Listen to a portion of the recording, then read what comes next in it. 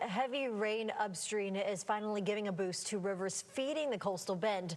But don't expect an immediate payoff at the tap. Yeah, water from Pleasanton is moving from the Atascosa down to the Frio and toward the Nueces system, drawing crowds and frankly raising hopes after months of drought. Our Michael Gibson takes us to the Three Rivers area where the water is flowing, but the impact downstream still uncertain. I'm out here at Tips Park in Three Rivers along the Frio River. We're out here with some experts from the City of Corpus Christi Water Department. They're filling us in on what all of that rain that happened in Pleasanton is going to mean to our river and lake system. Most of this water is coming down from the Atascosa River, which merges with the Frio in Three Rivers. The onslaught of water down the Frio certainly attracted a lot of attention. Fishermen were reeled in by the possibility that the fish might be biting. Others just came to see the rapidly flowing water.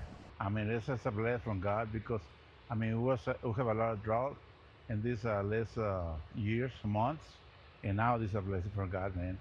Corpus Christi water officials from Choke Canyon Reservoir looked over the Frio with us. Just a week ago, it looked more like this. But now that it is really flowing, we wondered how much would actually get to Lake Corpus Christi.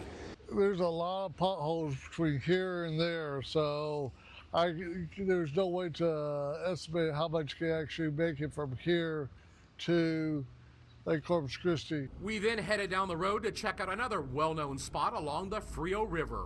We're sitting on the Highway 99 bridge, which goes over the Frio River, and it's just to the west of Choke Canyon Lake.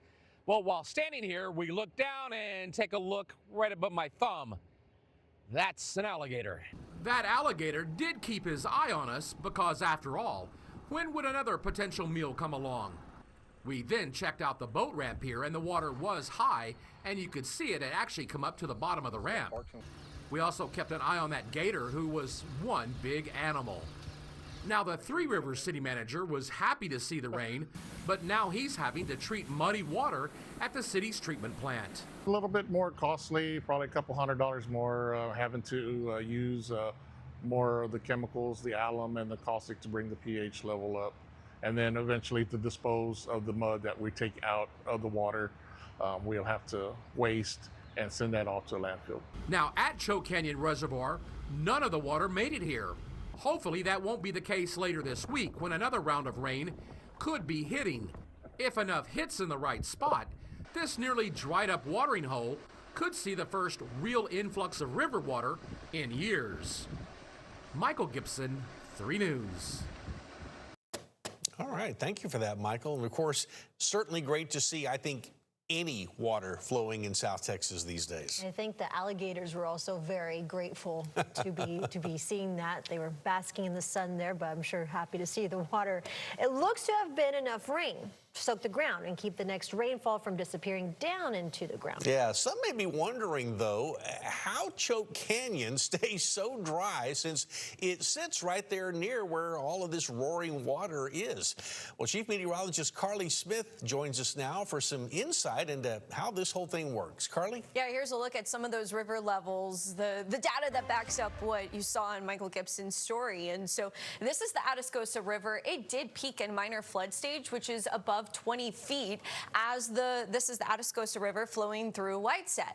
That water flows to Three Rivers. It bypasses Choke Canyon. So all of this water will go to Three Rivers and then eventually flow downstream into Lake Corpus Christi, missing Choke Canyon, unfortunately. Now, let's take a look at another key point. This is the Frio at Three Rivers, where the Atascosa flows in and meets up with the Frio downstream of Choke Canyon, and you can see the water levels still rising. Now, they're likely going to crest below that action stage, which is kind of just a warning that flooding could be possible, but I don't think we get into that action stage there at Three Rivers, but that is a high amount of water compared to where we have been, which you can see here. Finally, an area that did see abundant rainfall that does flow into Choke Canyon. That's going to be the San Miguel Creek. So the San Miguel Creek there at Tilden did see a rise. You can see here, which was over 11 feet, nearing 12 feet. That water is flowing into Choke Canyon. So this area across the watershed saw 2 to 8 times the normal amount of rainfall it tends to see during the month of April. And those numbers add up to about 6.7 inches, all the way down to 2.4 inches. Now, unfortunately, the Nueces saw some of the lower amounts of rain, which would flow into Lake Corpus Christi. But it's this area where we have the San Miguel Creek and the Atascosa River that saw the most rainfall. And so and really, it wasn't that much different from areas along the Frio and the Nueces, but the 6 to 7 inches did a lot more for those rivers, and those rivers are shorter, so they take less time to travel into our lakes. Something else to mention, Lake Texana, look at that number, 72.4% full. It was only it fell into the 40% range. It was 48% during the month of April before we saw the rain, so that's a huge blessing too in terms of our watershed numbers.